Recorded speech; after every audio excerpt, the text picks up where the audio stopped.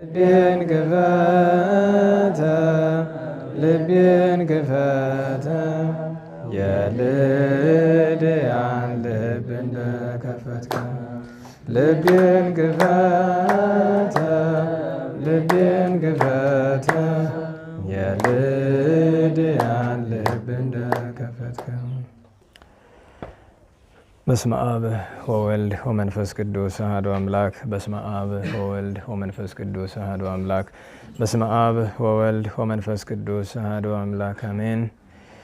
ይትባረክ እግዚአብሔር አምላክ እስራኤል ወአምላክ አበዊነ ቅዱሳን ዘተሳሃለነ ወገብረ መድኃኒተ ለሕዝበ ዚአሁ። በቸርነቱ ይቅር ያለን ለወገኖቹ ለምእመናን መድኃኒትን ያደረገ የአባቶቻችን አምላክ የእስራኤል ፈጣሪ ቸሩ እግዚአብሔር ከሁሉ አስቀድሞ ይችን ሰዓት ይችን ዕለት ባርኮ ቀድሶ ስለሰጠን ከሁሉ በሚቀድም ስሙ የተመሰገነ ይሁን። እንዴት ዋላችሁ? እንዴት ሰነበታችሁ? ቸሩ መድኃኔዓለም አምላካችን እንደ አምላክነቱ ድንግል እመቤታችን ቅዱስ ዕፀ መስቀሉ ቅድስት ቤተ ክርስቲያኑ ያከበራቸው ቅዱሳን ሁሉ ስማቸው የተመሰገነ ይሁን። እንኳን አደረሳችሁ። እግዚአብሔር አምላካችን ዛሬ ካከበርናቸው ለዕለትም ጉዳይ አድርገን ከምንነጋገርባቸው ቅዱሳን ቅዱስ ዮሐንስ አፈወርቅ፣ ቅድስት እናታችን ወለተ ጴጥሮስ፣ አባታችን አባ ሲኖዳ ኢትዮጵያዊ፣ ጻድቃን እለ ወፂፍና አብርሃምና ሐሪክ ከሌሎቹም ቅዱሳን ጸጋ በረከት ለሁላችን የሚያሳትፈን። እንግዲህ እግዚአብሔር ቢፈቅድ ባለችን ሰዓት እርሱ ባለቤቱ የፈቀደውን ነገር እንነጋገራለን። እንግዲህ ዛሬ ትልቁ በዓል የአባታችን የርዕሰ ሊቃውንት ዮሐንስ አፈወርቅ ዓመታዊ የፍልሰት በዓሉ ነው።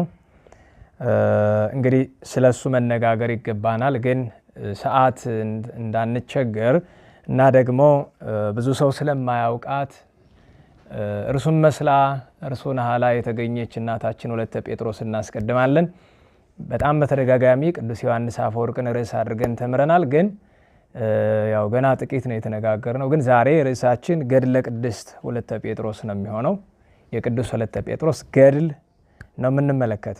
ሀሳቤ ነበረ ዝም ብዬ እንደወረደ ባነብላችሁ ብዬ ነበረ። ግን እዚህ ባለን ሰዓት እንደምታውቁት ከዚህ በኋላ ቢበዛ የሚኖረን 40 ደቂቃ ነውና በ40 ደቂቃ ውስጥ 127 ገጽ አንብቦ መጨረስ ይከብዳል።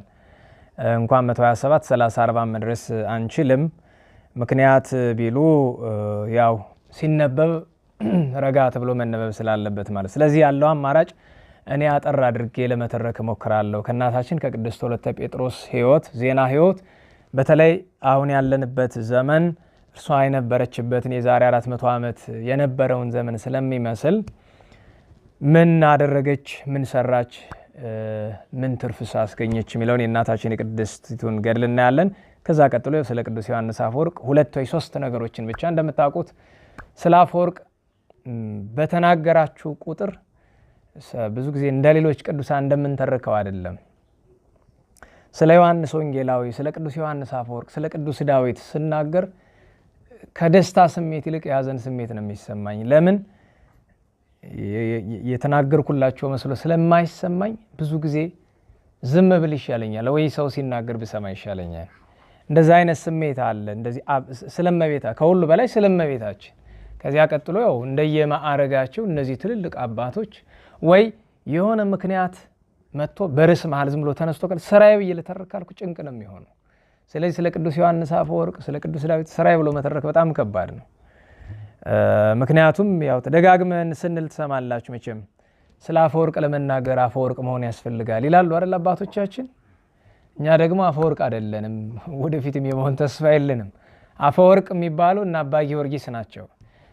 ስለ ቅዱስ ዮሐንስ አፈወርቅ ሲናገሩ ይጣፍጥላቸውና የሌሎቹንም ለመተረክ አቅማችን በቅቶ ሳይሆን እንዲያው መችስ ከኮከብ የኮከብ ክብር ይበልጣልና ያንዳንዱ ቅዱሳን ለመናገርም በጣም አቅም ያጥራል።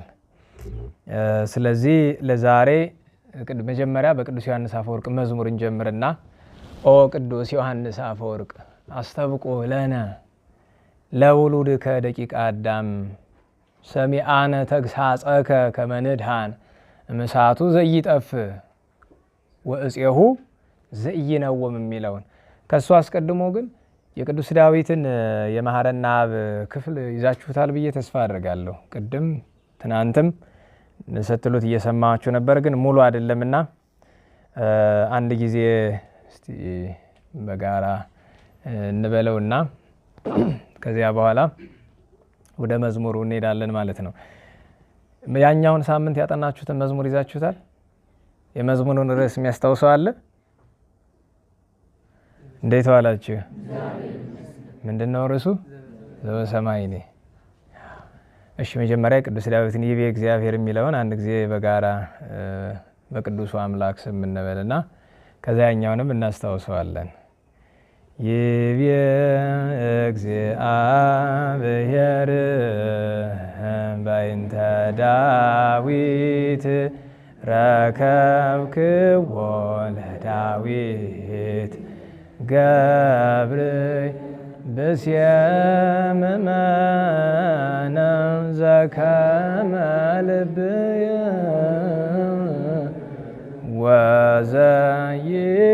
ወዘይገብር ኩሎ። ጥሩ ነው። ያው የምትቸግራችሁ ሶስተኛዋ ላይ ያለችው ነች። ብስየምመነ የምትለው ብስየምመነ ዘከመ ልብየ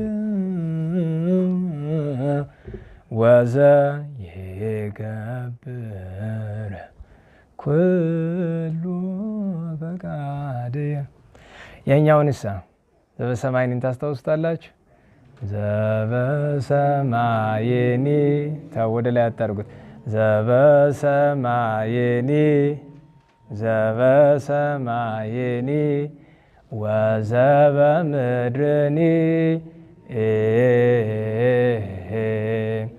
በቃለ ዳዊት ይሴብሑ ዘበሰማይኒ ወዘበምድርኒ በቃለ ዳዊት ይሴብሑ እንዘ ይብሉ ኩሎሙ ሃሌሉያ እንዘ ይብሉ ኩሎሙ ሃሌሉያ። ወይም ለእንትኑ እንዲቀላችሁ ወይ ብሉ፣ ጥሬ ዘሩ እንደውም ወይ ብሉ ነው። ወይ ብሉ ኩሎሙ ሃሌሉያ ወይ ብሉ ኩሎሙ ሃሌሉያ። ሞክሩት። ወይ ብሉ ኩሎሙ ሃሌሉያ ወይ ብሉ ኩሎሙ ሃሌሉያ። እሺ በዚሁ በአምላከ ቅዱስ ዮሐንስ አፈወርቅ ስም ኦ ቅዱስ የሚለው ታውቁታላችሁ? ግን አንድ ሌላ ሁለት ሶስት። ስለዚህ ለፊት አንተ አትችለውም። ኦ ቅዱስ ዮሐንስ አፈወርቅ አስተብቁለነ ለውሉድከ ደቂቀ አዳም። ትዝ አላችሁ? በሉ እሺ እንበል አብረን። አንድ ጊዜ ብቻ ነው የምንል ሰዓት ስለሄደብን። ኦ ቅዱስ ዮሐንስ አፈወርቅ አስተብቁለነ ለውሉድከ ደቂቀ አዳም። ኦ ቅዱስ ዮሐንስ አፈወርቅ አስተብቁለነ ለውሉድከ ደቂቀ አዳም። ሰሚአነ ተግሳጽከ ከመ ንዳን እምእሳቱ ዘኢይጠፍእ ወእፄሁ ዘኢይነውም። ሰሚአነ ተግሳጽከ ከመ ንዳን እምእሳቱ ዘኢይጠፍእ ወእፄሁ ዘኢይነውም። ስራዬ ብላችሁ ሙያዬ ብላችሁ ብትይዙት እኮ መቼስ በወር በ12 ዓመታዊ በዓሉ እንደሆነ ታውቃላችሁ አይደለም? ማለት ወራዊ በዓሉ። ስለዚህ በየወሩ ብትዘምሩ የቅዱስ ዳዊትን በ23 ብትዘምሩ ይያዛል። ግን አንድ ጊዜ ዓመት ጠብቆ ማለት አንዳንድ ነገር እንድትረሱት ያደርጋል። በፊት የግዕዝ መዝሙሮችን ስራዬ ብላችሁ ታጠኑ እንደነበር አማርኛ ሁሉ አለው እኮ የመሰለኝ ማህበረ ቅዱሳን መሰለኝ መዝሙሩን ያዘጋጀውና አማርኛ ሁሉ አለው። እንግዲህ ኦ ቅዱስ ዮሐንስ አፈወርቅ ትርጉም አያስፈልገውም። አፈወርቅ የተባልክ ቅዱስ ዮሐንስ ሆይ አስተብቁ ለነ ለውሉድከ ደቂቀ አዳም፣ የአዳም ልጆች ለሆንን ለእኛ ለልጆች አማልድ፣ ስለኛ አማልድ ለምን። ሰሚአነ ተግሳጸከ ከመ ንድኃን፣ ያንተን ትምህርት ምዕዳን ተግሳጽ ሰምተን እንድንድን ከምን እምእሳቱ ዘኢይጠፍእ፣ እሳቱ ከማይጠፋ ወእፄሁ ዘኢይነውም፣ ትሉ ከማያንቀላፋ ከገሃነመ እሳት በተግሳጽህ እንድንድን ነው ነገሩ። የቅዱስ ዮሐንስ አፈወርቅ በረከት ይደርብን። እንግዲህ ርዕሳችን የቅድስት እናታችን ወለተ ጴጥሮስ ገድል ነው። ስለ ቅድስት ወለተ ጴጥሮስ ለመነጋገር ይህች ቅድስት እናት የተወለደችው በ1585 ዓ ም በአጼ ሰርጸ ድንግል ዘመን እዚሁ ጎንደር አካባቢ ነው። ስፍራው የጣና ምስራቃዊ ክፍል ነው። ነገር ግን ትውልዷ ሀረገ ትውልዷ ወደ ዳውሮና ፈጠጋር ይወስደናል። እንግዲህ የፈጠጋርና የዳውሮ ግዛት የጥንቱ የሸዋ ግዛት ነው። ምናልባት አሁን አብዛኛው ክፍሉ ኦሮሚያ ክልል አካባቢ የሚገኝ ነው። መቼስ ኢትዮጵያ ውስጥ የተነሱ ቅዱሳን ከጫፍ እስከ ጫፍ በሁሉም አቅጣጫ እንድታውቁት የሚያስፈልገው ነገር ጀግናም ሆነ ጻድቅ ከሆነ ጎሳ አይወለድም አይደል? ደህና ዋላችሁ። ሰው አማራ ስለሆነ ትግሬ፣ ኦሮሞ የሆነ ስለሆነ ጀግና አይሆንም አይደል? በትውልዱ ምክንያት ጀግና አይሆንም አይደለም? በትውልዱ ምክንያት ቅዱስ አይሆንም አይደለም? ጀግና የሚሆነው ቅዱስ የሚሆነው በአስተዳደጉና ባኗኗሩ ነው። ሰውን ኔቸር ወይም ተፈጥሮ ጀግና ያደረገው ወይም የእናንተ ባዮሎጂካሊ ነርቸር አለ የሚባለው የሰው ልጅ አስተዳደጉ፣ ቤተሰቡ፣ ዙሪያው፣ ትምህርት ቤቱ፣ አካባቢው ነው ጀግናም ጻድቅም የሚያደርገው እንጂ ኢትዮጵያ ውስጥ ከሰሜን እስከ ደቡብ ከምዕራብ እስከ ምስራቅ ጀግና ተወልዷል፣ ጻድቃን ተወልደዋል፣ ሰማዕታት ተወልደዋል። ልክ አሁን ወደ ሰሜን ሄዳችሁ ለምሳሌ ኤርትራ ብትገቡ ዘርአይ ደረስ የሚባል ጀግና ታውቃላችሁ አይደለም? ወደ ትግራይ ብትመጡ ራስ አሉላ አባ ነጋን ታውቃላችሁ አይደለም? ወደ ጎንደር ብትመጡ ራስ አሞራ ውብነህን ታገኛላችኋል። ጎጃም ብትሄዱ በላይ ዘለቃል አይደለም? ሸዋ ብትገቡ እንደው ራስ አበበ አረጋይ እንጥራ። ኦሮሚያ ብትገቡ እነ ባልቻ እነ ሀብተ ጊዮርጊስ ዲነግዴ ፊታውራሪ ሀብቴ አሉ አይደለም?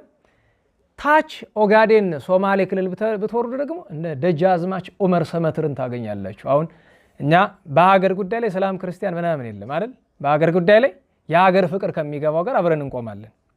ከውጭ ጠላት ጋር አብሮ ከሚሰራ ግን አንቆም። ደህና ዋላችሁ። የፈለገ ይሁን ስለ ሀገር ጉዳይ ይገደኛል ካለና የሀገር ፍቅር ካለው ሀገር የጋራ ናት። ይህን እንዳትረሱ። ሀገር የጋራ ነው አይደለም? የጋራችን ናት። ሁላችን እንደምንኖርባት ለገሌ ወገሌ አይደለም። እና ጀግናም በሁሉ አቅጣጫ ተነስቷል። እንግዲህ ጻድቃንም እና ይቺ ቅድስት እናት አባቷ ባህር ሰገድ፣ አንዳንዶቹ ባህር አሰግድ ይሉታል። እናቷ ክርስቶስ እበያ ትባላለች። ደግ የሆኑ የተቀደሰ ሕይወት ያላቸው እግዚአብሔርን የሚያመልኩ የዚህ መገለጫቸው ሁለት ነገር መግለጽ ይቻላል። መቼም አባቷ ባህር አሰግድ አገረ ገዢ ነው፣ ትልቅ ሰው ነው፣ የተከበረ ሰው ነው። ነገር ግን ሙያው በመደበኛነት ጾምና ጸሎት ነው እና ምጽዋት ነው። ፍልሰታ ስትመጣ 16 ቀን ቤቸል 21 ቀን ሱባኤ ነው የሚገባ እና እግዚአብሔር ልጆችን ሰጥቶታል። ከነዚህ መካከል 5 ወንድ ልጆች አስቀድሞ ወልዷል። እነ ዘድንግልን የመሰሉ ዘድንግል ንጉሱ ሳይሆን ሌላ ዘድንግል ነው። 5 ወንድ ልጆች ሰጥቶታል። ግን 5 ወንድ ልጆች ከወለደ በኋላ ጣና ውስጥ ኋላ እናታችን አድጋ በተጋድሎ ኑራ እዚያ ቀበሩኝ ባለችው መሰረት የተቀበረችበት ደሴት ሬማ መድኃኔዓለም ይባላል እና ሬማ መድኃኔዓለም ሁልጊዜ ፍልሰታን እዚያ ነበር የሚያሳልፍና ደብረ ሬማ ላይ ሱባኤ ገብቶ እያለ ምልክት ያገኛል። ከእግዚአብሔር ዘንድ። ይኸው ምልክት ምንድን ነው? አንድ ደግ ሰው መጥቶ ራእይ ነግረዋል። ራእይ አየሁኝ። ምንድን ነው ሲለው ፀሐይ በሚስትህ ማኅፀን ስታድር አየሁኝ፣ ከዚያ ደግሞ ወጥታ ለዓለም ስታበራ ብሎ አለ። እንግዲህ እንደምታውቁት ፀሐይ ትርጉሙ ብዙ አይነት ነው አይደለም? ደህና ዋላችሁ። ለእግዚአብሔር ይተረጎማል አይደለም? ለጌታችን ለቅዱሳንም ይተረጎማል። ለምሳሌ አባታችን ተክለ ሃይማኖትን ስርዓተ ማሕሌት የአቡነ ተክለ ሃይማኖት ማሕሌት ላይ ክብረ በዓላቸው ላይ ሰምታችሁ ከሆነ መልካቸው ላይ ተክለ ሃይማኖት ፀሐይ የሚል ስላለ አማን በአማን ተክለ ሃይማኖት ፀሐይ ተብሎ ይዘመራል አይደለም? ምን ይባላል እሱ? በጸጋ። ልክ ታውቃላችሁ ቤተክርስቲያናችን ለምሳሌ አንበሳ የክርስቶስ ምሳሌ ነው አይደለም? ግን በሌላ መጽሐፍ ደግሞ አንበሳ የሰይጣን ምሳሌ ሆኖ ደግሞ ተጠቅሷል አይደለም? ምሳሌ ገላጭነቱ ነው የሚፈለገው፣ እንደ ጊዜ ፀሐይ እኮ ነው። ስለዚህ በዚህ በፀሐይ መስሎና ምንድን ነው ጉዱ ብሎ ሱባኤ ገባ። እሱም ያንን ህልም አየው። ከዚያ ያንን ባህታዊ ሄዶ እኔም እኮ አየው ምንድን ነው ተርጉምልኝ ሲለው ስም አጠራሯ በዓለም የሚሰማ በጣም ደገኛ የሆነች ለዓለም ጨው ሁና የምታጣፍጥ ፀሐይ ሁና የምታበራ ልጅ ትወልዳለህ አለው። በጣም ገረመው። በዚያ ወራት ሚስቱ ጸነሰች፣ ክርስቶስ ሰብያ ጸነሰች። ምጥ ሲመጣባ 9 ወር ሞልቶ ከውጭ ሆኖ ይጸልያል። እመቤቴ ሚስቴን ምጥ አታብዥባት። መቼም በባህላችን እንደምታውቁት ቀበቶ ፍታ ምናምን ብዙ ይባላል አይደለም? መቼም እኔ አይ ቀበቶ ፍታ አልወድም። እኔ ቀበቶ ፍታ የሚል ሰው መታጠቂያ ወንድ ልጅ ፍታ አይባልም፣ ጸልይ ነው የሚባለው። እሺ የመጨነቅ ይመስላል። ቀበቶውን ካጠበቀ ምጡ አይጠብቅባታል። አሁን ይሄ ምልኪ ይባላል።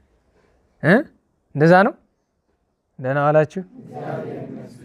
አሁን ሚስቱ አናዳው ቢሆን ሳውን ባልየው በጣም ተናዶ የነበረ ቢሆን በደንብ ጠበቅ 1-2 ቀን እስክትጮህ። መቼም ልማድ ነው ይሄ ነገር። እባክሽ ምጥ አታብዥባት። ከአፉ ቃል ሳይጨርስ ወልዳለች ተብሎ እልል ተባለ። ከዚያ እየሮጠ ገብቶ ግልጥልጥ አድርጎ ያየ። ኧረ እባክህን፣ ያው በድሮ ዘመን እንኳን እንደሱ ያለ አገረ ገዢ ማንኛውም ተራባል አይገባም፣ አራስ ቤት አይገባም አይቀርብም። ያው ልማዱም ስላለ ትውፊቱም ስላለ እና ሰተት ብሎ ገባ። ኧረ እባክህ ቢከለክሉ የለም። ምን ልታይ ነው ሲሉት ሴት ናት ወይስ ወንድ አለ። ሴት ናት አሉት። አምጡ ብሎ እንደታተበች አቀፋት። እችማ መድኃኒቴ ናት ብርሃኔ ናት አምጡልኝ ብሎ ታቀፍ። ያው በዚያ ምክንያት መቼም ቤተክርስቲያን ያው ለ40 ቀን እንደማይገባ መገመት አያቅታችሁም። እንደ ፍትሐ ነገሥቱ ስርዓትና እንዲህ አድርጎ ከዚያች ቀን ጀምሮ ባሕር ሰግድ ወይም ባሕር አሰግድ የተነገረውን ትንቢት ያውቃልና ደግሞ መዓዛዋ ልዩ ነውና ለእናቷ እንኳ አያቀምስም፣ አይሰጣትም። ይዟት መዞር ነው፣ በትከሻው መያዝ ማጫወት። ልሞትልሽ ይላታል ይላል ገድሏል። በየቀኑ ሲያያት እኔ ላንቺ ልሞትልሽ ይላታል። እና ኋላ እንግዲህ እንዲህ እያሉ ከዛ ወደ ክርስትና ሲያስገቧት በ80 ቀኗ ክርስትና ስትነሳ ካህኑ ወለተ ጴጥሮስ አላት። አሁን ስም ጥሩ ነው። ብዙዎቻችን ስማችን ያለ በምስራቅ እኛ ያለን በምዕራብ፣ ማሞ ሌላ መታወቂያው ሌላ። ብዙዎቻችን ስማችን አንመስልም አይደለም፣ ተቃራኒ ነን። የእቺ ቅድስት እናት ግን ወለተ ጴጥሮስ የጴጥሮስ ልጅ ማለት ነው አይደለም። በትክክል ለስሟ የሚመጥ ኑሮ የኖረችው ይቺ ቅድስት እናት ስታድግ ቅዱሳት መጻሕፍትን አስተማሯት። ይሄ ነው ትልቁ ለውጥ የዚህ ዘመንን እህቶቻችን። በነገራቸው ላይ በዛ ዘመን ይቺ ቅድስት እናት አጼ ሱስንዮስን ከነሰራዊቱ እንደዛ ስታንቀጠቅጠው 2 ነገር ማስተዋል ትችላላችሁ። አንደኛ ወሳኙ ነገር ጾታው አይደለም፣ አይምሮው ነው ወሳኙ ነገር። ሁለተኛ ነገር በዛ ሰው በጠፋበት ዘመን ላይ እናታችን ቅድስት ወለተ ጴጥሮስ ወንዶቹ ያልሰሩትን ሰርታለች። የሚገርማችሁ በወንዶች ገዳም ላይ እመምኔት ሆና ተሾማለች እስኪያንጎረጉሩ ድረስ። የወቅቱ ጻድቅ አባታችን አቡነ ፈተለ ሥላሴ መንፈስ ቅዱስ ከሰጠ የት ትደርሳላችሁ እስኪሉ ድረስ ማለት ነው። በቃ እግዚአብሔር ነው የሾማት እኮ። ምን ታመጣላ? ሴት በወንድ ላይ አትሾምም አይደለም? ንገሩኝ። ነገር ግን ቅድስና አንዳንዴ ታውቃላችኋል፣ ፍቅር ከሕግ በላይ ነው። እናታችን ቅድስት ንስሐይት በቅዳሴ ጊዜ ወንጌል አንብባለች። የካህኑን ወንጌል አንብበዋለች። መንፈስ ቅዱስ ፈቅዶላት። በሕግ ያልተፈቀደውን በጸጋ ማግኘት ይቻላል። ገብቷቸዋል። ሴት ወንድም መግዛት ትችላለች በጸጋ፣ በሕግ ግን አይሆንም። እዚህ ላይ አያይዤ አንድ ነገር ልንገራችሁ። እማሆይ ገላነሽን ታውቃላችሁ አይደለም? የቅኔዋ ገበሬ ገብርኤል የመጣ ሰው አለ እንዳንተ ኩታራ እስቲ የንታ ነቃ ጥበብን የእማሆይ ገላነሽ ተማሪ ናቸው ነው የሚባል። ሞባይል ይወስደ ሄደ ሪከርድ አድርጋችሁ እስኪ ታሪክ ጠይቅ የእማሆይ ገላነሽ። እማሆይ ገላነሽ በጣም በብዙ የምናደንቃቸውን ያክል ደግሞ የሚነቀፍ ብዙ ነገር አላቸው። እኔ በነገራችሁ ላይ በግልጽ እንድናውቀው የሚያስፈልገው ነገር እንኳን መደበኛውን ሰው ሊቅ ምናምን ወይ ደግሞ አገረገዥ ምናምን የሚባለውን ሰው ከቅዱሳንም ቢሆን መጻሕፍት ሲጽፉልን ለምሳሌ ቅድስት ወለተ ጴጥሮስ ላይ ተግሳጽ ልናይ እንችላለን። ለምሳሌ ዋልድባ ያለች እናታችን ቅድስት ወለተ ጴጥሮስ 7 ገዳም ትመሰርቻለሽ፣ ብዙ የተቀደሱ ልጆችን ከመንፈስ ቅዱስ የተነሳ ትወልጃለሽ ብሎ ሲላት አልፈልግም አለች። እኔ ለራሴ ችዬ ያልቆምኩ ደግሞ 7 ገዳም እንዴት አድርጌ ነው? እምቢ አለችው። ጌታ ክርስቶስ በአካል ወርዶ ማለት ነው። አይሆንም አለች። በጣም ተከራከረችው። እምቢ አለች። ለነገሩ እኮ ትትና ነው፣ ግን ተከራከረችው። ምን አላት? ቃሌን ካልሰማሽኝና እስከ ሌሊት ድረስ እሽታሽን ካላሳወቅሽኝ ከልጆችን አንዱን አውሬ ይበላብሻል ብሎ አላት። እምቢ አለች። ሌሊት መጥቶ አንዱን ተከታዩን አንበሳ ላጥ አድርጎ አድቅቆት በልቶት ሄደ። በጧት ተነስታ ጌታዬ እሺ ብያለሁ እንደ ፈቃድ ይሁን ደግሞ ተበልተው እንዳያልቁ ልጆች ማለት ሰው ናታ። ቅዱሳን ማለት የማይሳሳቱ ማለት አይደለም። የማትሳሳት ወይም ያልተሳሳተች ድንግል ማርያም ብቻ ናት። ቅዱሳን ማለት ላለመሳሳት የሚጋደሉ ቢሳሳቱ ደግሞ ንስሐ የሚገቡ ናቸው እንጂ የማይሳሳቱ ማለት አይደለም። እና አንዳንዴ ሰሞኑን ነው ሬዲዮ ፕሮግራም እየሰማሁኝ ስለ እማሆይ ገላነሽ ተሰርቶ አደነቅን ብለው ነው ማለት ቅዱስ ጳውሎስን የነቀፉበት ብዙ ቅኔ ያላቸው ማለት ሴት ልጅ በአደባባይ አትናገር ብሏል አይደለም? እሳቸው ደግሞ ቅኔ ማህሌት ገብቶ ቅኔ ማድረግ ይፈልጋሉ። ከመነሻ ገና በ8 ዓመታቸው የደብረ ታቦር አባታቸው ጣነ ሞገር ቅኔ እያቀረቡ ተመሪው እየተመራ ለዓለሙ ላይ ሲደርሱ በታቦር ይሄ አመቀነጸ መለኮትከ ፈረስ ብሎ ሲሉ ኢክሉ ሲቦቶ ሙሴ ወኤልያስ ብለ ነጠቀች። በ8 ዓመቷ ዚያው ነው እና ወንዘ ተተናገሪ ዘንተ በአልዕሎ ክሳድ ወርስ በከመ አነ ሰማዕኩ ይስማዕኪ ጳውሎስ ብሏል።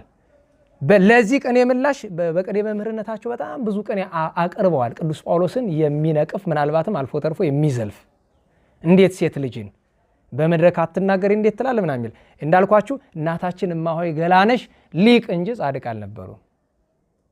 ተረድታችሁኛል? ስለዚህ እንደ ፈላስፋ ሊያደንቃቸው ይችላል ዓለም። እኛ ግን እንደ ሃይማኖተኛ አናደንቃቸው። በጸጋ የሚደረስበት ነገር ይኖራል፣ በእውቀት የሚደረስበት ነገር ግን በቤተ ክርስቲያን የለም። እውቀት ይገላል፣ ያጠፋል። እውቀት ብቻውን አጥፊ ነው፣ አውዳሚ ነው። እንዲያው ከተነሳ ብዬ ለሁሉም ግን ታሪካቸውን ጠይቅና ለአንተም መዝግብ ለእኔም አምጣልኝ። እንግዲህ ያው ሰካራም መጠጥ ቤት ገብቶ ለአንቺም ጠጪ ለእኔም አምጪ እንደሚለው ማለት ነው። ስለዚህ ለአንተም ለእኔም ይጠቅማል። እናታችን ቅድስት ወለተ ጴጥሮስ ቅዱሳት መጻሕፍት ተማረች። አሁን እህቶቻችን ማስተዋል ያለባቸው ነው፣ ቅዱሳት መጻሕፍት ወቁ፣ ግን በትዕቢት አይደለም፣ በትህትና መጽሐፍ አንበበሽ እኔ እያስተማርኩ ብሳሳት ምናምን እንድትይኝ አይደለም፣ እንድታንጓጭኝ አይደለም።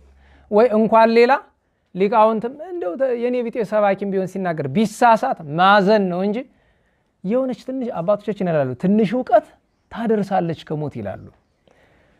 ትምህርት የእግዚአብሔር ቃል ትሁት እንጂ ትዕቢተኛ አያደርግም። ትዕቢተኛ ካደረጋቸው እውቀቱ ያጋንንት ነው። እንዴት የመጽሐፍ ቅዱስ እውቀት ያጋንንት ይሆናል ትሉኝ እንደሆነ ፕሮቴስታንቱ መጽሐፍ ቅዱስ አጥንቶ የለ ግን እውቀቱ የምንድን ነው? ያጋንንት ነው። ወይም መርዝ የተቀላቀለበት ምግብ ማለት ነው። ምግቡ ምግብ ነው አይደለም፣ መርዝ ተቀላቅሎበታል። መርዙ ምንድን ነው? ያንተ ያንቺ የኔ ትዕቢት ነው። ስለዚህ ቅዱሳት መጻሕፍትን ተማረች፣ አደገች። ከዚያ እድሜዋ ለአካለ መጠን ሲደርስ እናጋባሽ አሏት። አልፈለገችም፣ ግን የወላጅ ፈቃድ መፈጸም የተገባ ነገር ነውና እሺ ብላ አገባች። ለማን ያጋቧታል? መልክዓ ክርስቶስ ለሚባል ሰው። ይሄ መልክዓ ክርስቶስ ማለት ከሱስንዮስ ታላላቅ የጦር አለቆች መካከል አንዱ እሱ ነው፣ የአፄ ሱስንዮስ አጋቧት። ከዚያ ምን ትላትጸልያለች እንደተጋባች? ጌታ ሆይ በማኅፀኔ የምታሳድራቸው ልጆች ካሉ ፍጥረት ካሉ አንተን የሚያገለግሉ እንደሆነ አሳድጋቸው፣ ካልሆነ ግን ሸክፋቸው። ደህና ዋላችሁ። ይኸውላችሁ በጣምም ለልጅ አትጓጉ፣ ልጅ አያስፈልግም ደግሞ አትበሉ። በጣም ለልጅ የሚጓጓ ሰው ህገወጥ ይሆናል። ምክንያቱም ሰዎች ካልወለድን ብለው ጠንቋይ ቤት ይሄዳሉ። ምን ይላሉ? እንድታውቁት የሚያስፈልገው ነገር ልጅ መውለድ ከገሃነመ እሳት አያድንም። አለመውለድም አያድንም። ከገሃነመ እሳት የሚያድነው እግዚአብሔር ከሰጠሽ ተቀብሎ ከዚያ ለቅድስና ማብቃት። ዛሬ የሚገርማችሁ ነገር በዚህ ዘመን ወላጅ አለመሆን በጣም የተመረጠ ነገር ነው ከእግዚአብሔር ፈቃድ በታች። ለምን? አብዛኛው ወጣት የተረገመ ነው ወይም የተረገምንን። ለወላጆቻችንም ለሀገራችንም አንሆንም። ለነገሩ የዚህ ሁሉ ጥፋት መነሻ ወላጆቻችን ራሳቸው ናቸው። ለምን? መልካም ሰው አድርገው አላሳደጉንም። ሲወልዱን ለስጋችን እንጂ ለነፍሳችን። ለምሳሌ ክርስትና አባት ክርስትና ናት ይባላል አይደለም? ክርስትና ስታነሱ የሚያሳስበው ምንድነው? በአመት አንድ ቀን ሄደህ ጨርቅ ገዝተህ ልብስ መስጠት ነው አይደለም? ይገርመኛል። ክርስትና አባት ማለት እኮ ከክርስቶስ ጋር የሚያገናኝ አባት ማለት ነው እንጂ ጨርቅ የሚገዛ አባት ማለት አይደለም። ገብቷችኋል? መልካም አባት መልካም ወላጅ ማለት ዘመናዊ ትምህርት ቤት የሚያስተምር ማለት አይደለም። እሱማ ገሃነመ እሳት ነው። እኔ አዝናለሁ። እኔ በነገራችሁ ላይ በዚህ ዘመን አንድ ቤት ብቻ ገጥሞኛል። ባለፈውም እንግዳ አድርጋችኋት ነበር ከዓመታት በፊት። እሷ ቤት ሲሄድ ብቻ እንደው ተስፋ እንዳልቆረጠ ልጅ እንዴት ሰው ለካ ልጆቹን የእግዚአብሔር አድርጎ ማሳደግ ይችላል የሚል አልፎ አልፎ አንድ ቦታ ማያለሁኝ እንደዚህ። አብዛኛው ቤተሰብ ላይ ብትሄዱ ግን ማለት ነው ያሳዝናል። እና በዚህ ዘመን ከመውለድ አለመውለድ ይሻላል። አለመውለድ ይሻላል እምላችሁ መውለድ አያጓጓም። ለምን ብትሉ እኔ ይገርመኛል። ዛሬ አንድ ሕፃን ተወለደ ተብሎ ዜና ሲሰማ ሄዶ ሰው እንኳን ደስ አለ ነው የሚለው አይደለም? ቃሉ ችግር የለበትም። እኔ ግን አልልም። እንኳን ደስ አለ የምለው ሕፃኑ ወይ 7 ዓመት ሳይሞላው ከተሸኘ ነው። ከሞተ ማለት ነው። አይዞች መቼስ ይሞት ተብሎ አይመኙም አይደለም? 7 ዓመት ካለፈው በኋላ ግን ለገሃነመ እሳት እየተመቻቸ ነው የሚሄደው። እስከ 7 ዓመቱ እንደምታውቁት አይኮንንም። ያው ንጻ ጠባይ ስለማያድፍበት። ካልሆነ ደግሞ ያ ልጅ መንግስተ ሰማያት የገባ እንደሆነ በጎ ይሰራ እንደሆነ ይባላል እንጂ ልጅ ተወልድ ይሄ የምትወልደው ልጅ ገሃነመ እሳት ይገባ ገነት በምን ታውቀዋለህ? ኃላፊነትህን ነው መያዝ ያለብህ። የቅድስት እናት መተረክ ባለብኝ ሰዓት ወደ ተግሳጽ እየገባሁኝ ሰዓቱን በጣም ጎተትኩት። ይቺ ቅድስት እናት እንዲህ ብላ ለመነች ነው ለሁሉም። ልጅን እከላከላለሁ ብላችሁም ወሊድ መቆጣጠሪያ አትጠቀሙ። እንደገና ካልወለድኩ ብላችሁ ደግሞ እንዲሁ ሙጥኝ አትበሉ። እግዚአብሔር ከፈቀደ ይሰጣል፣ ካልፈቀደ አይሰጥም። በቃ ለሁሉም የሚገባው ነገር ማመስገን ነው። ቢሰጥም ተመስገን ነው፣ ቢነሳም ተመስገን ነው። ሌላ ምንም የለም። ይህች ቅድስት እናት አገባች፣ 3 ልጆች ወለደች። ለዚህች ቅድስት እናት 24 ዓመት ሲሞላት ሱስንዮስ በነገሰ በአማካኝ እንግዲህ 16 እና 4 በ19ኛ ዓመቱ አካባቢ አንዳንዶቹ በ16 ይላሉ ችግር ተፈጠረ። ሱስንዮስ መቼም ታሪኩ የምታውቁት ነው አይደለም? መጀመሪያ ፔድሮ ፓኤዝ የሚባል ሰው መጣና ካቶሊክ አደረገው። ከዛ እሱ ሲሞት አልፎንሶ ሜንዴዝ የሚባል አረመኔ መጣ። የስፔን ሰው ነው። ይህ ሰው መጥቶ ንጉሱ ካቶሊክ መሆኑ አይበቃም፣ ካህናቱ የመጀመሪያ የእስክንድሪያው ጳጳስ አቡነ ስምዖን ነበሩ፣ እሳቸው አገር መልቀቅ አለባቸው። ከዛ ቀጥሎ ኢትዮጵያ በሙሉ መኮትለክ አለባት፣ ካቶሊክ መሆን አለባት አለ። ንጉሱ ይህን ሰምቶ እሺ ብሎ ተቀበለ። አዋጅ ታወጀ። የት? ደንቀዝ፣ ጎርጎራ፣ እዚህ መሃል እንፍራንዝ አካባቢ 3 ቦታ ላይ አዋጅ ታወጀ። ካቶሊክ ያልሆነ በሙሉ ሀብት ንብረቱ ለዘረፋ፣ እጅ እግሩ ለስር፣ ደረቱ ለጦር፣ እግሩ ለጠጠር፣ አንገቱ ለሰይፍ ተብሎ አዋጅ ታወጀ። ይህን ጊዜ የመጀመሪያው ጦረኛ የንጉሱ ልጅ ባል የነበረው ራስ ዮልዮስ ጠዳ ላይ ንጉሱን ተዋጋው። ነገር ግን ዮልዮስ ንጉሱን አልቻለውም፣ ተሰዋ። የዛ ጦርነት ላይ ማን ተሰዋ? አብሮ ጳጳሱ አቡነ ስምዖን አብረው ተሰው። እናታችን ወለተ ጴጥሮስ ቤቷ ላይ ያለች ባሏ መልክዓ ክርስቶስ ከንጉሱ ጋር ካቶሊክ ሆኖ ነበርና የአቡነ ስምዖንን ልብስ እንደ ግዳይ ለንጉሱ ሲያቀርብ ተመለከተች። የጳጳሱ ልብስ የኦርቶዶክሳዊው የተዋሂዶ አባት ልብስ ግዳይ ሆኖ አስከሬናቸውን አራቅቶ ወስዶታል። በዚህ ጊዜ ነው እናታችን ቅድስት ወለተ ጴጥሮስ ቆረጠች።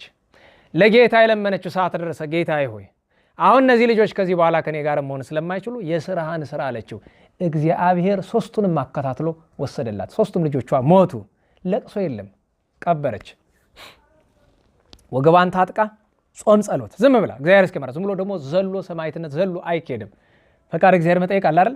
በቃ ጧት ማታ መጾም መጸለይ መስገድ፣ መጾም መጸለይ መስገድ። በቃ ጽኑ ተጋድሎ ውስጥ ገባች። ሰውነቷ ለምለም ነው፣ ግን በጣም ትጋደላለች። ያው የቤተ መንግስት ሰው ስለሆነች ለምለም ነው ሰውነቷ።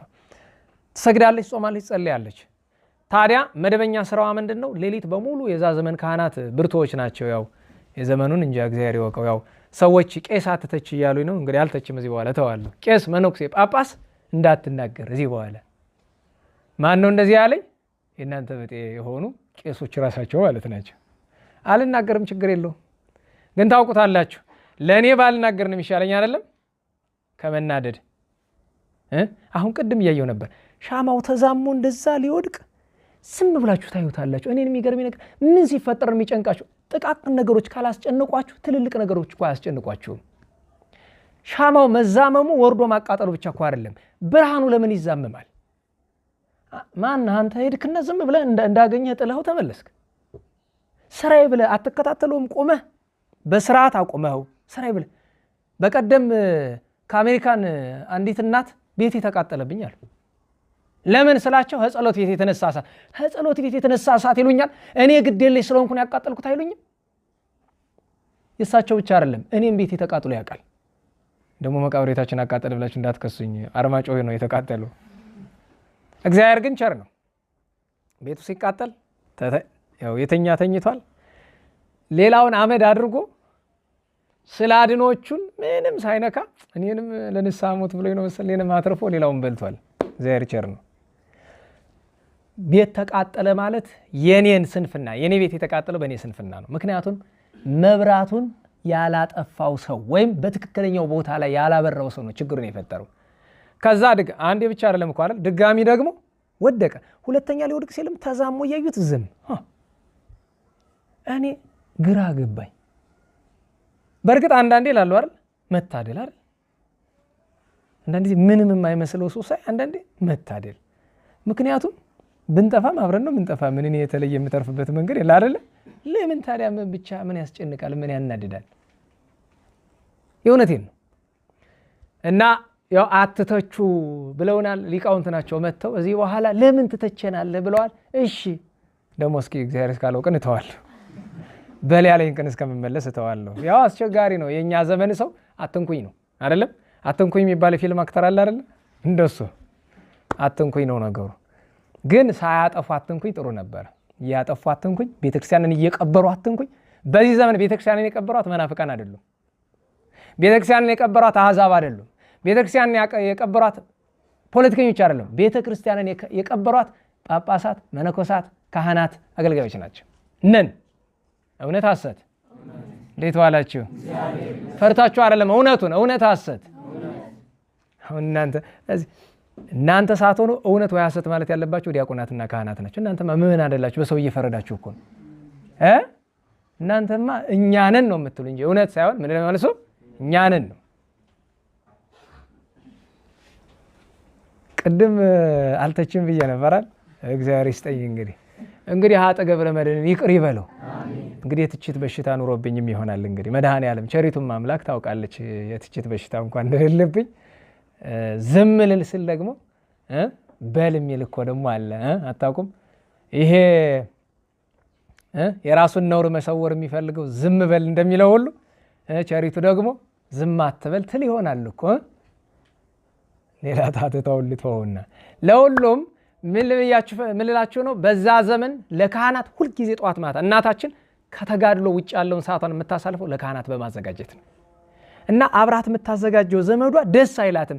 ምን እነዚህ ቄሶች ምናምን ነው የምትል። እና ክፉ ከምናገራት ብላ ቅድስት ወለተ ጴጥሮስ ነይ አብረሽን አንድ ቀን አብረሽን እደሪ ያለቻት። አብራ ቤተክርስቲያን ስታድር የካህናቱን ትጋት አገልግሎት ተመለከተች። ለነዚህ ካህናትስ እንጀራና ወጥ መስራት አይደለም ወርቅ ቢያነጥፉላቸው አይመጥናቸውም እስከ ማለት ደርሳለች ያችኛይቱ ሴት። ለምን ካህናት ሲያገለግሉ ደግሞ ጥሩ ናቸው አይደለም? ትችሉበታላችሁ። ስታጠፉ ስታለሙ ትችሉበታላችሁ። መቼስ አልተችም። ወደ ትምህርት ልመለስ። የቅድስቲቱን ነገር ይጋፋብኛል እንጂ ኧረ ትችቱስ እኔን ይጎዳ እንደሆነ እንጂ እናንተን አይጎዳም። እናታችን እንዲህ ያደረገች ኖሮች። ኋላ ልክ ጊዜ ሲፈቅድላት መንና ጣና ገባች። ከዚያ በኋላ ባለ ታሪኳ እናታችን ቅድስት ወለተ ጴጥሮስ 2 ጊዜ ከገዳማ ወጥተው በተለይ ባሏ መልካ ክርስቶስ ራስ መልካ ክርስቶስ 2 ጊዜ ወደ ቤቷ መልሷታል። ከምናኔ ያናጠበ ማለት ነው። ሚስቴን አምጡ እያለ ችግር እየፈጠረ እናታችን ቅድስት ወለተ ጴጥሮስ ገዳም ስትሄድ በባዶ እግሯ ስለሆነ ልክ እንደ ክርስቶስ ሰምራ እግሯ እየተቆረጠ እየደማ ነው የምትሄደውና በቀሎ ላይ ተቀመጭ ሲሏት ሁሉም ብያለች። እንዲህ እያለች ቆየች። ከዚህ በኋላ እናታችን ቅድስት ወለተ ጴጥሮስ ላይ የምናነሳው በጣም ትልቁ ነገር ሰማዕትነቷ ነው። በዚያ ወራት በ24 ዓመቷ ኢትዮጵያ ውስጥ ሱስንዮስን ያልፈሩ ብዙ መነኮሳት መከራ ተቀበሉ። በእርግጥ በዛ ወቅት ላይ ሰው ጠፋ ብንልም በከተማ ማለታችን ነው እንጂ በገዳም ለምሳሌ አቡነ ሐራ ድንግል የዚያ ዘመን ናቸው። አባ አምደ ሥላሴ ማኅበረ ሥላሴ የዚያ ዘመን ናቸው። አባ መመነ ድንግል የጩጊ ማርያሙ የዛ ዘመን ናቸው። እነ አቡነ አብሳዲ የደብረ መጉናው የዛ ዘመን ናቸው። አንኮድብ የምትባል ታውቃላችሁ አይደል? እዚህ አርማጮ የዚያ ገዳም አባቶች አሉ። የአቡነ አቢብ አባቶች አሉ። የደብረ መጉና አባቶች አሉ።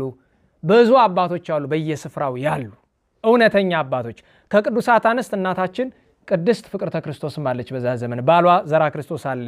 ከጻድቃን መካከል የአስቄ ቀርሜሎሱ የደብረ አስጋጁ አባታችን እስትንፋሰ ክርስቶስም አሉ። በጣም ብዙ ቅዱሳን በዘመኑ ነበሩ።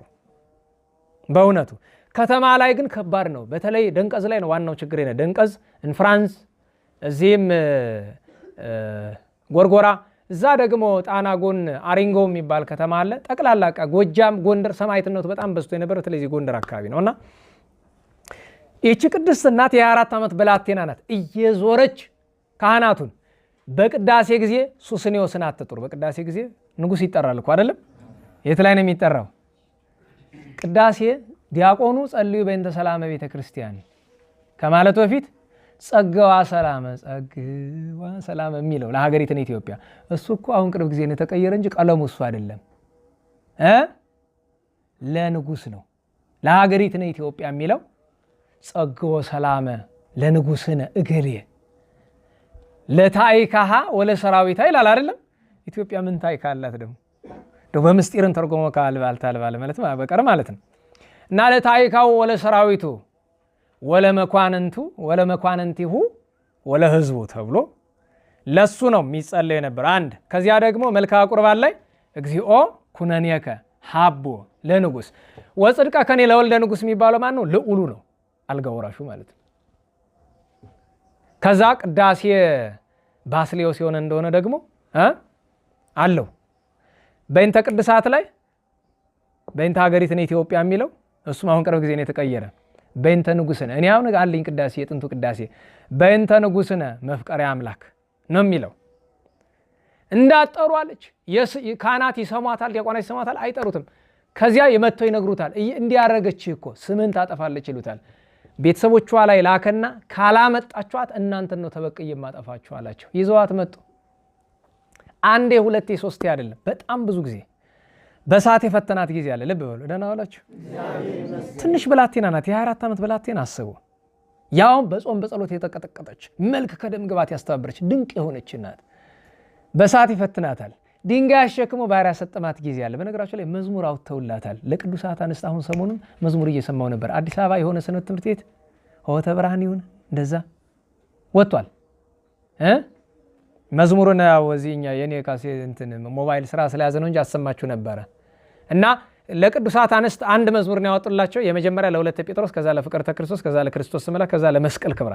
እነዚህን አራቱን ሰምቻለሁ። በአንድ መዝሙር እኮ ነው አንደኛውን ዘማች ለአንድ እየሰጡ ማለት ነው።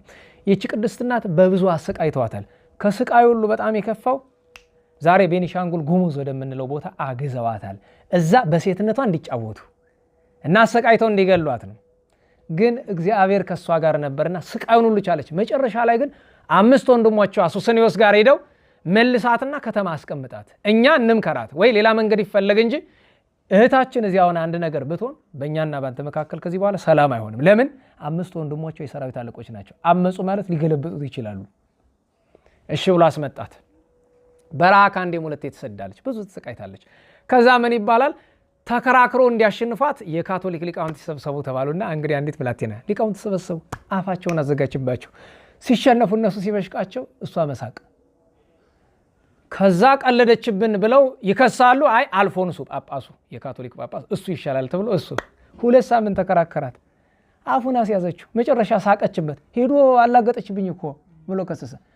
አመጣው ግደሏት ብሎ ሲል ባሏ መጣና መልካ ክርስቶስ አይ የምትስቅ እኮ እንደው ላቲ ስባት ያደረባት ጋኔን እኮ ነው የሚያስቃት ብሎ ጋኔን እንዳልሆነ ያውቃል እሱ። እንዳትገደል ነው ምንስ ቢሆን ምን ሚስቱ ናት። የፈለገ ነገር ቢሆን ምንም መንናት ተው ብትሄድም እና ከዚያ ምን ይሻላል ሲባል ክረምቱ እንደለም ከራት ብሎ ክረምቱን እሱ ጋር ከረማት። ኋላ በቃ ከከተማ ያስወጡልኝ እንዳላያት ብሎ አለ። የት ትሄዳለች? ዋልድባ። ዋልድባ እንደሌች ቅድም እንደነገርኳችሁ በጣም ታገለግል ነበር። ክርስቶስ መድኃኒታችን እንደዚህ በራእይ ሲነግራት ያው እናታችን አይሆንም ብላ ያቀጣት መጣ። በጣም የሚያስገርመው ነገር በጣም ቅድስት እናታችን ወለተ ጴጥሮስ 2 ትልቅ ተጋድሎ ነበራት እዚያ ዋልድባ ያለች። አንደኛው ተጋድሏ ጠባይ የላቸው የሚባሉ ሽማግሌዎች አሉ አይደል? እነዚህ ራሳቸው መስራት የማይችሉ አርዲት የሚንከባከባቸው እነሱን ነው የምታገለግል። በጣም አውሬ የሆነ ጠባይ ያላቸው ይሰድቧታል፣ ግን እንደ ጌጽ ነው የምትወስደው። ለምን? ሰው ክብር የሚያገኝ በዚህ ነው። በነገራችሁ ላይ አባቶቻችን የሚሉት ነገር አለ አይደለም? ይህንን አባባል ፕሬዚዳንቷ በቀደም ሲደግሙት ሰምቻለሁኝ። በጨለማ እየሄድክ እሾህ ከወጋህ ጽጌረዳዋ ላይ ደርሰሃል ማለት ነው የሚል አባባል አለ አይደለም? ደህና ዋላችሁ። ጽጌረዳ ዙሪያዋ ምንድን ነው? እሾህ ነው አይደለም? ከወጋህ ጽጌረዳ ላይ ደርሰሃል ማለት ነው ይባላል አይደል? እና በጣም ቁጡ የሆኑ የእግዚአብሔር አገልጋዮች በጣም ቁጡ ስላችሁ ወደ እኔ እንዳታየው፣ ስለ አባቶች ስለ እናቶች ነው የምናገር።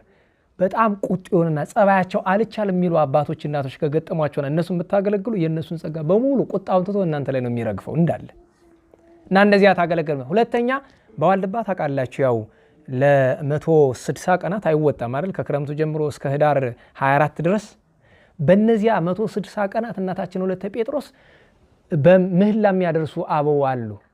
እነሱ ከሚያደርሱበት አንጻር ምንም የለም፣ ዛፍም ቅጠልም የለም፣ መጠለያ የለም። የእነሱን ምስጋናና ልመና ለመስማት ሄዳ አደባባይ ላይ የምትቆም ያ ሁሉ ጊዜ ፀሐዩ ይወርድባታል፣ ዝናሙ ይወርድባታል፣ መስማት በተመስጦ ይህን ሁሉ እያደረገች ዋልድባ ቆየች። ከዛ ጌታችን አሰናበታት፣ መጣች። በጣም ብዙ ብዙ ብዙ የሚባል ተጋድሎ ተጋድላለች። 7 ገዳማትን ስትመሰርት 4ቱ የኖረችባቸው ወይም ደግሞ እንደገና ድጋሚ ቀድሞ የነበሩ ድጋሚ መሰረተቻቸው። ለምሳሌ ሬማ መድኃኔዓለም ከሷ በፊት ነበረ፣ ግን ከሷ በኋላም ማህበር መስረታበታለች። ዘጌን ታውቃላችሁ አይደል? ዘጌ ማን ነው የሚባለው? ጊዮርጊስ ዘጌ ነበረች። ከዚያ ምጽሌ ነበረች፣ ምጽሌ ፋሲለደስ ነበረች፣ አፈርፈረስ ነበረች፣ ሌሎችም ቦታዎች ላይ ነበረች። 7 ያክል እንግዲህ ሳጋ መጀመሪያ ሄዳ የተደበቀበችበት ቦታ ደብረ ቆራጻ፣ ሳጋ ወለተ ጴጥሮስ እሱ ደግሞ ሌላ ነው። ሳጋ ላይ መጀመሪያ ሄዳ የገባችበት ነው። 7 ገዳም ስትመሰረት ግን ሳጋ እና ደብረ ቆራጻ አልተቆጠረም ከ7ቱ። ምክንያቱም በጣም የታወቁ ከረፍቷ በኋላ ነው። ግን መጀመሪያ ላይ አርፋባቸዋለች። ይቺ ቅድስና 7 ገዳማት ስትመሰረት በእያንዳንዱ ገዳም በጥቂቱ ከ500 እስከ 800 ሲበዛ ከዚያም በላይ የሚሆኑ ተከታዮች ወይም መነኮሳት ነበሩ። የሚገርማችሁ ነገር ከእግዚአብሔር ጸጋ ማዕረግ በመድረሷ ምክንያት ከሰማዕትነት በኋላ ልጆቿ ወይም እዚህ ያሉት መነኮሳያት ኃጢአት ሲሰሩ ታውቃለች። ምንድነው የምታደርገው? 2 ስራ ትሰራለች። የመጀመሪያው ስራ ከቻለችው የሁሉንም ንስሐ ትገባላቸዋለች። ራሳቸው ካልገቡ ትገባላቸዋለች። ከአቅሟ በላይ ከሆነ ምን እንደምታደርግ ታውቃላችሁ? ንስሐ ገቡ ትላቸዋለች። ልክ እነሱ እየገቡ ጌታዬ ንስሐቸውን ሲጨርሱ ሸክፋቸው ድጋሚ ኃጢአት እንዳይሰሩ። ምክንያቱም ድጋሚ ንስሐቸውን ወዲያው እንደሚሰሩት ታውቃለች። በአንድ ገዳም 800 ተማሪዎቿን ጌታ ጠርጎ ወስዷል። ደህና ዋላችሁ። ጭካኔ ይመስላል አይደለም? ንስሐ በገባንበት ቀን ወይም ደግሞ ካህኑ እግዚአብሔር ይፍታ ባለን ደቂቃ እግዚአብሔር ቢወስድን በጣም ጣፋጭ ነገር ነው። ግን ይህን ለመረዳት በጣም በጣም መልካም ክርስቲያን መሆን ይጠይቃል። እንደዚህ እስከ ማድረግ የደረሰች እናት ናት። ከዛ ውጪ ገዳሟ ላይ በጣም ከባድ ነገር እንዳይፈጠር በመስጋት ወንድና ሴቶች አብረው እንዳይመገቡ፣ አብረው እንዳይውሉ፣ አብረው እንዳይተኙ የሴትና የወንድ ለይታለች። ጽኑ ተጋድላለች። አንድ ዲያቆን ሞተ ብለው ነገሯት። ጸሎት አድርሳ ከሞት አስነስተዋለች። በነገራቸው ላይ ሙታንን አስነስታለች። ብዙ ድንቅ ስራዎችን ሰርታለች። ጥቂት ደቂቃዎች ስለሆነ የቀረችን አንዲት የምትገርመኝ ነገር ልንገራችሁ። እናታችን ቅድስት ወለተ ጴጥሮስ አንዲት በዘመኑ ያኔ እንግዲህ ሱስንዮስ በነገራችሁ ላይ ከዛ ሱስንዮስ ያው ምላሱ ተጎለጎለ፣ ፋሲል ነግሷል። የምነግራችሁ አሁን ፋሲል ከነገሰ በኋላ ያለው ነው። ከዚህ በኋላ የምነግራችሁ እና አንዲት ያጤ ፋሲል ዘመድ የሆነች ወይዘሮ በነገራችሁ ላይ አቶና ወይዘሮ የሚለው ስም በጣም ያስገርመኛል። ዛሬ አላፊ አግዳሚ ሁሉ ወይዘሮ ነው የሚባል አይደል? ምጽራሐ ጽዮን አታስታውሱ? ያ ያጼ አድያም ሰገድ ኢያሱ አጽም ያለበት ቦታ የማን ቀብር ነው የሚባለው? ወይዘሮ ቀብር አለ የሚባለው። ወይዘሮ የሚባሉ የመኳንንት ሚስቶች ናቸው፣ የልዑላን የመሳፍንት ሚስቶች ናቸው እንጂ ሙሉ ኃላፊ አገር ወይዘሪት ወይዘሮ ትባለች። ምንድነው ወይዘርናሽ? አቶ ምን ማለት ነው? አቤቶ ማለት ነው። ተራሱ አይጠራበትም። አቶ ገሌ ትባላለህ ዝም ብለህ። የእውነቴን ነው። ስሞቻችንን እንወቃቸው እና አንዲት ወይዘሮ መታ እናታችን ወለተ ጴጥሮስ ጎን መታ ቆጭ እዚያው ገዳማ ሬማ እና ቅድስት ወለተ ጴጥሮስ ቀና ስትል ጭንቅላቷ ላይ እልፍ አጋንንት ሰራዊት አጋንንት ቁጭ ብሎ ይጨፍሩባታል። እና ቅድስት ወለተ ጴጥሮስ ቀና ስትል ብን ብሎ ይሄዳሉ። አንገቷን ስትደፋ ተመልሶ ይመጣሉ። ቀና ስትል እንደዛ። ታሪኩ ረጅም ነው። እና አንዲት ደቀ መዝሙራ ስትጠይቃት ተቆጣቻት። ምንድነው ቅድም ስታይ ነበር እዛ ሴትዮ ራስ አለቻት። ምን አገባሽ? ለምን? ያው ክብሯ ሊገለጥባት ሆነ። ያችን ሴት ኋላ በምታድናት አድናታለች። እግዚአብሔር ባወቀ። እንግዲህ ከቅድስት ወለተ ጴጥሮስ ገድል መካከል ምናልባት አስገራሚ ከሚባሉት አንዱ የደብረ መጉ ነው። አቡነ አብሳዲ። በነገራችሁ ላይ አቡነ አብሳዲ ቦታው ማህበረ በኩር ነው የሚባለው። አብሳዲ ታውቃላችሁ 480 ዓመት በላይ የኖሩ ጻድቅ ናቸው። ምንድነው የሚባሉት እሳቸው? ጻድቃን ሁሉ ርዕስ ይሏቸዋል። በጣም አብይ ጻድቅ ናቸው። እናታችን ወለተ ጴጥሮስ በአፈር ፈረስ እያለች ስትጸልይ ተመስጦ መጣባትና ወደ 7ኛው ሰማይ ተነጠቀች። የእግዚአብሔር መልአክና አቡነ አብሳዲ እኮ ያን ጊዜ በህይወት አሉ። አቡነ አብሳዲ ያረፉት በአጤ ፋሲል ዘመን የተወለዱ ወዲያ ሄዳችሁ በሸዋ መንግስት ነው። 400 ዓመት ቀንሱበት 480 ስትቀንሱበት እና አቡነ ተክለ ሃይማኖት ጋር እና አቡነ ገብረ መንፈስ ቅዱስ ጋር ሁሉ ነበሩ። እና መልአከ እግዚአብሔር ከአንዱ ሰማይ ወደ ሁለተኛው ሲያሳርጋቸው ቆይቶ መንበረ ጸባኦት ላይ ውሳጤ መንጦላይት ላይ ደረሰና እዚያ ላይ ሲደርሱ የእሳት መጋረጃ አለ እና መልአኩ አቡነ አብሳዲን ግባ አላቸው። ጌታዬ አንተ ትቀድመኛለህ፣ ቅደመኝ፣ ክፈትልኛለህ። ከዚህ በኋላ እኔ መግባት ስልጣን የለኝም፣ ስልጣን ላንተ ነው ብሎ አላቸው ለአቡነ አብሳዲ። አቡነ አብሳዲ ገልጠው ሲገቡ ጌታ በእግሩ ላይ ሲያስቀምጣቸው ተመለከተች እና በእውነትም ምን አለች? አብሳዲ እንኳን ከጻድቃን ከመላእክት ማዕረጉ ከፍ ብሏል ብላ ለተማሪዎቻቸው ነገረቻቸው። እኔ አቡነ አብሳዲን ክብር የተናገረች እሷ ናት። ለሁሉም አቡነ ማርቆስ ግብፃዊ ከግብፅ ሲመጡ የመጀመሪያ ስራቸው የነበረ ምን እንደሆነ ታውቃላችሁ? ወለተ ጴጥሮስን አገናኙ። ሲያገኟት ምን አሏት? የሃይማኖት አርበኝነትሽ በግብፅ ተሰምቶ ኮርተንብሻል ተማለት ደርሰዋል። በግብፅ ማለት ነው። ዛሬ በግብፅ የምትታወቅ ሴት አለችን እንጃ። እንግዲህ እግዚአብሔር ይወቅ። ለሁሉም እንዲህ ብለዋታል። በነገራቸው ላይ እናታችን ቅድስት ወለተ ጴጥሮስ ጎንደር ትመጣ ነበር። አፄ ፋሲል ይህን ግንብ ከገነቡት በኋላ ግንብ ውስጥ ማደሪያ ነበራት። ቤተ ጸሎት ሰርተውላት ነበር እና ስትመጣ ሰራዊቱ በሙሉ አንገቱን ይደፋል። በጣም ነው የሚፈሯት። አሁን ለምን ይመስላችኋል የሚፈሯት? የመንፈስ ቅዱስ ሀብት እና ከሷ ቤት እንኳን መኳንንት መሳፍንት አጤ ፋሲል ከጳጳሱ እንኳን ማለት ነው ሲገቡ እንዲሁ ነው የሚገቡት። እናታችን ወለተ ጴጥሮስ ካለችበት ቤት ሲገቡ ፋሲለደስ ንጉሠ ነገሥቱ ጫማ አውልቀው ወገባቸውን ታጥቀው እጅ እየነሱ ነው የሚገቡት።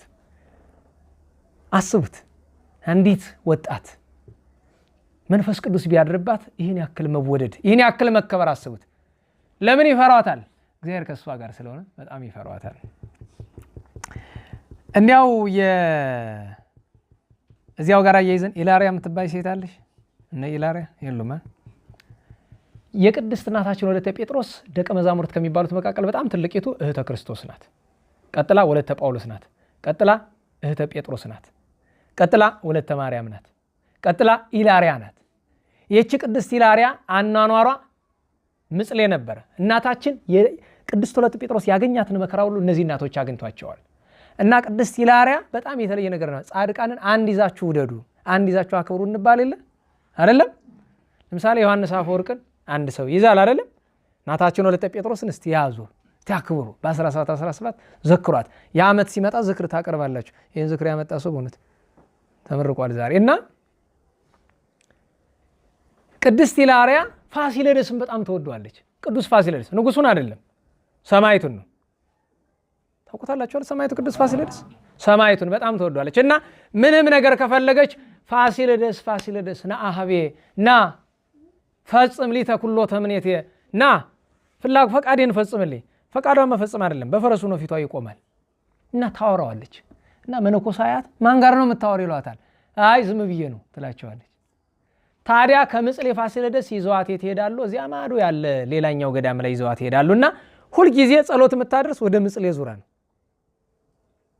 ምጽሌ እንግዲህ ፋሲለደስ ገዳም አይደል ጣና ሐይቅ ውስጥ ያለው እና እንዲህ ያደረገች ስትኖር እናታችን ወለተ ጴጥሮስ ጠራቻትና ልጅ አለቻት። አቤት። እማሆይ ወለተ ማርያም የምትባላለች። እማሆይ ወለተ ማርያም ማለት ጠባይዋ አውሬ ግን መንፈስ ቅዱስ ያደረባት። እንግዲህ መንፈስ ቅዱስ ካደረባት እንዴት ጠባይ አውሬ የሆነ ብትል በሽተኛ ናት። በጣም ያማታል። መንቀሳቀስ አትችልም እና ተንከባከቢያት፣ ጸጋ ታገኛለች። የምታዝሽን ሁሉ አድርግላት። ሁልጊዜ እንደዚያ ታደርግላታለች። በቅድስት ኢላሪያ እማሆይ ቅድስት ወለተ ማርያም ደስ ይላታል ሁልጊዜ።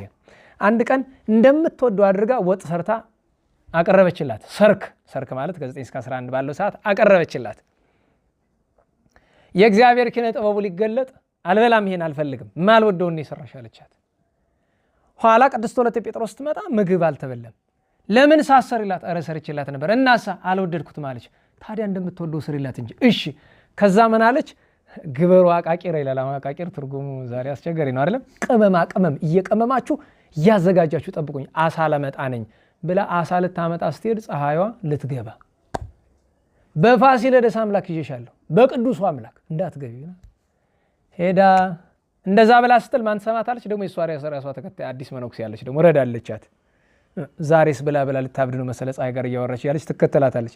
ቀጥ ፀሐይዋ አሳዋን ይዛ መጣች። ወተሰራ ያቺ ቅድስት ወለተ ማርያም በላች። ስብሐት ተባለ።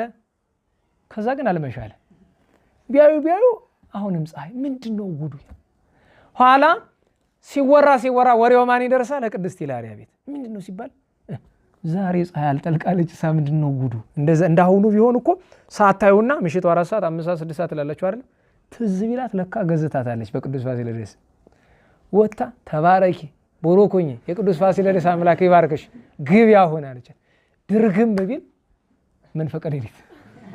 ለምን ፀሐይ ብትቆምም ሰዓቱ ግን ስነ ፍጥረት ስለማይዛባ ፀሐይ እኮ ለሌላው ለሚቀጥለው ዓለም እኮ ትቀጥላለች።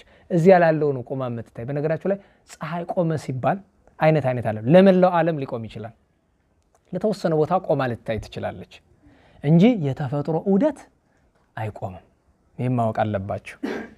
እና እንደዚያ አድርጋለች። እንደ መቼም የእናታችን የቅድስት ኢላሪያን ነገር ከተነሳ ላይ ቀር መቼም ኢላሪያ ስትባል ያችን የሮማን ቅድስት ብቻ ሳይሆን እችኛይቱንም ማወቅ መልካም ነገር ነው። እንግዲህ ከመቤታችን ጋር ከነበራት ነገር አንዲት ነገር ልጥቀስላችሁ። እናታችን በአፈር ፈረስ እያለች እሷ ቅድስት እናታችን ወለተ ጴጥሮስ ልጆቿ በሙሉ ትተዋት ሄዱና እኔ ከልጆቼ ጋር ነው መሆን የምፈልገው ላይ እመቤታችን ስላለች በጣም የምትወዳትና ሄዳ ትጸልያለች። እመቤቴ አሰናብችኝ ልሄድ ብላ ስትል ዝም አለቻት። ስዕሊቱ አላናገራታለች። አይ ሂጂ ማለትሽ ነው ብላ ዞር ብትል ልብሷን የሆነ ነገር ያዘው። ተመልሳ ዞር ብትል ስዕሊቱ ናት። እጇን ዘርግታ እኔ ስወድሽ አታውቂም? ደህና ዋላችሁ። እመቤታችን ስትወዳችሁ አታውቁም አይደል? አናውቅማ። ትወደናለች አይደለም? አረ ንገሩኝ። ግን አናውቀውም እኛ አይደል? እኔ ስወድሽ አታውቂም? እዚህ ቁጭ በይ እኔ እስከምፈቅድልሽ ድረስ አብረሽኝ ሁኚ አለቻት። ኋላ በፈቃዷ ቀን ደግሞ ሂጂ ብላ ደግሞ እንደገና ሰዳታለች። እና እመቤታችን ጋርም እንዲህ ያለ ግንኙነት የነበራት ናት። የንጉሠ ነገሥቱን የአፄ ፋሲልን እህት ልዕልት ወለተ ጊዮርጊስን ከካቶሊክነት አስተምራት ስንት ሊቃውንት ደክመውባት እምቢ ያለችውን እሷ በመንፈስ ቅዱስ ሀብት ወደ ኦርቶዶክሳዊነት መልሳታለች። ከዛ ውጪ አንድ እስቲ ትምህርት እንዲሆናችሁ አይዟችሁ መቼ 2 ደቂቃ ብቻ ስጡኝ። እናታችን ቅድስት ወለተ ጴጥሮስ መቅደሰ ማርያም የምትባል ተማሪ ነበረቻት። ማለት ቅድስት ናት ያችኛይቱ። እና ታማተኝታ ልጠይቃት ሄደችና በፊት ለፊት ጸሎት ቤት አለና እናታችን ወለተ ጴጥሮስ የሰዓቱን ጸሎት ታደርሳለች። በየሰዓቱ የሚደረግ ጸሎት አለ።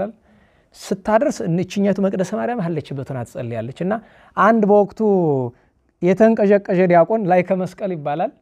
እንግዲህ እንደማን እንደሆነ እንደኔም ይሆናል እንዳንተ ወይ እንዳንተም ይሆናል አይታወቅም። እየተንቀዠቀዠ ዘው ብሎ ሲገባ የተፈጠረው ነገር በጣም ከባድ ነበረ። መቅደሰ ማርያም በጣም ተቆጣችው። ቀድማ ተግሳጽ ሲቀድም ጥሩ ነው። ለምንድን ነው ቀድማ የተቆጣቸው? የቅድስት ወለተ ጴጥሮስ ጠባቂ መልአክ ሰይፍ መዞ ሲወጣ ተመለከተችው። ለዛ ነው ቀድማ የተቆጣቸው። ማለት እኔው ልቅጣው በአንደበቴ ልቆጣው ብላ እና ኋላን የነገረችው። ለጥቂት አመለጥክ። ሊቀስፈው ነበር ወጥቶ። ጠባቂ መልአክ፣ የደግ ሰው ጠባቂ መልአክ ይቆጣል እና ሰው እየጸለየ ዝም ብሎ ሳያንኳኳ ግብት እኮ ነው። ማንኳኳትን እንደዚህ እወቁት። ደጅ ጸፍቶ ነው የሚገባ። ደግሞ 3 ጊዜ አንኳኩ ስትባሉ 3 ጊዜ 3 ጊዜ 10 ማለት አይደለም አይደል? አሁን ሰሞኑን ያመጣችሁት ደግሞ ለማን እንደሆነ አላውቅም። 3 ጊዜ፣ አሁን ትንሽ ቆይቶ 3 ጊዜ፣ አሁን ትንሽ ቆይቶ 3 ጊዜ። ጠዋት 1 ሰዓት የጀምሩ እስከ 4 ሰዓት ድረስ። እኔ እውነቴን ነው ዛሬ ራስ ወጥቼ በጋ መላክ ሂደልኝ አንተ ሰውዬ፣ እኔ ማን እንደሆነ ደግሞ ዋለኝ። ኧረ እኔ አይደለሁም አሁን ነው የመጣው አለኝ። እንግዲህ በተራ በተራ ስትደበድቡላችሁ ይሆናል፣ ምን ይታወቃል። እና ሳያንኳኩ መግባት እንዲህ ያለ ነገር አለው በጣም። እናታችን ቅድስት ወለተ ጴጥሮስ እንስራ እየተሸከመች ተራራውን እየወጣች እግር እያጠበች ወጥ እየሰራች እንጀራ እየጋገረች፣ በነገራቸው ላይ ምግብ ሲቀርብ አትበላም። ኋላ ግድ ብለው አስገድዷት ምን እንደምታደርግ ታውቃላችሁ? ምግብ ይሰጧት በታች አመድ ታስቀምጣለች እና የእሷ ማዕድ ላይ ዞር ሲሉላት አመዱን ስንስንስንስ አድርጋ በእሱ ትሞክረው ነበረ። ብቻ በብዙ ጽኑ ገድል ውስጥ ኖረች። ብዙ ነገር አለ። አንዲት የመጨረሻ ብቻ ልንገራችሁና ይብቃ። አባታችን በወቅቱ አባ መልክዓ ክርስቶስ የሚባል አንድ ጻድቅ፣ እንደ ባሉ አይነት ስም ያለው ግን በጣም ደገኛ ጻድቅ ነበርና አባ መልክዓ ክርስቶስ ጻድቁ መጥቶ ነይማ የምነግርሽ ምስጢር አለ ይላል። ምንድን ነው ሲባል እግዚአብሔር ገልጦልኛል፣ ልሞት ነው ላርፍ ነው ብለው ሲሏት ምን አለች ወለተ ጴጥሮስ? በልቧ እኮ ነው ጌታዬ አንተስ ፍርድህ አላወክም፣ አሁንስ እኔ ኃጢአተኛዋ እያለሁ ጻድቁን ልትወስድ ለስንቱ የሚጠቅሙትን እያለች በልቧ ትከራከራለች። ውጋት መጥቶ ሰቅዞ ሊገላት ነብስ ውጭ ነብስ ግቢ። እኛ ደግሞ የበቁ አይደሉ? አይ ልጄ በእግዚአብሔር ፍርድ ትገቢያለሽ። በልቧ ያሰበችውን አውቀው ነው እኔን ነው የሚወስድ። ይልቅስ ልንገርሽ በዘመንሽ ሁሉ የዮሐንስ ወንጌል ሳታነቢ እንዳቱ ያሏት። ለምን? የዮሐንስ ወንጌል የሚያነብሰው መላእክት በራሱ ላይ የብርሃን ጥላ ይዘረጉለታል፣ በእግሩ ላይ የብርሃን ምንጣፍ ያነጥፉለታል ብሎ አላት። እናታችን ወለተ ጴጥሮስ ስታደርስ ሁልጊዜ ወንጌል ስትደግም፣ የዮሐንስ ወንጌል ስትደግም እንደ ጸሎት እንደዚሁ የብርሃን ድባብ ይደረግላት ነበርና እናታችን ቅድስት ወለተ ጴጥሮስ በሰማዕትነትና በጽድቅ ለ26 ዓመት ኖረች። ምናኔ የወጣች በ24 ዓመት ብለናል አይደለም? 24 እና 26 ቢደምሩት 50 ዓመት ኖረች። በ50 ዓመቷ ህዳር 17 በ1635 አጤ ፋሲል በነገሱ በ11ኛ ዓመት ይቺ ቅድስት እናት በዕለተ ሰንበት እሁድ፣ ቅዳሜ ለእሁድ በመንፈቀ ሌሊት አረፈች። 144,000 ሕፃናት፣ ነቢያት፣ ሐዋርያት፣ ጻድቃን፣ ሰማዕታት፣ ድንግል ማርያም ክርስቶስ መድኃኒታችን መጥቶ ቃል ኪዳን ሰጥቷት ታቅፎ እየዘመረላት እስከምታርፍ ግን በነገራችሁ ላይ ለ7 ቀን ሊቃውንት ከጎንድ ተክለ ሃይማኖት ከሬማም ከሌላውም ጠቅላላ አበው ተሰብስበው ምን እናርግልሽ ሲሏት መጻሕፍት አንብቡልኝ። ምግብ አልቀመሰችም። ዝም ብላ መጻሕፍት እየሰማች ነው። ነፍሷ ከስጋ የተለየ መጻሕፍት እየሰማች ኋላያች ምን ነፍሷ ከስጋዋ በምትለይባት ቀን 2 አበቦቻ ከጎንድ 1 ከሬማ 1 2 አበቦቻ ግራ ቀኝ ሆነውላት አይላፍ መላእክት መጥተው እና በዚያ ሰዓት ላይ የብርሃን ምሰሶ በስጋዋ ላይ ተተከለ። በሬማ መድኃኔ ዓለም ፍጹም ለቅሶ ዋይታ ተደረገ። ለምን? አስቡት፣ የሰዓት ገዳም እናት እንዴት ያለች ደገኛ አርበኛ እናት። እንግዲህ መቼስ ሞት አይቀር ነገር ሆነና ይቺ ቅድስት እናት አረፈች። ተለቀሰ። የተቀበረች ሳጥን እንዳታረጉብኝ፣ ቤተ መቅደስ ውስጥ እንዳታስገቡኝ፣ የት እንቅበረች ሲሏት በሴቶች መግቢያ በሩ አካባቢ ቆፍራችሁ በባዶ በሰሌን ቅበሩኛለች። እዚያውን የተቀበረች። ባለፈው የገዳሟን ሬማ እሷ የተቀበረችበትን ቦታ ፎቶ አንስተው ሲያመጡት ያው መሄድ የማንችል ነው እንጂ ፍርስርስ ብሎ በዚህ ምስጥ በልቶት በጣም ያሳዝን ነበረ። ቅድስቲቱ እናት ግን ወደ ሰማይ ሰማያት ሄደች። እንግዲህ ብዙ የምንነግራችሁ ታምራት ነበረ፣ ግን ካለን ሰዓት አንጻር በዚህ ይበቃናል።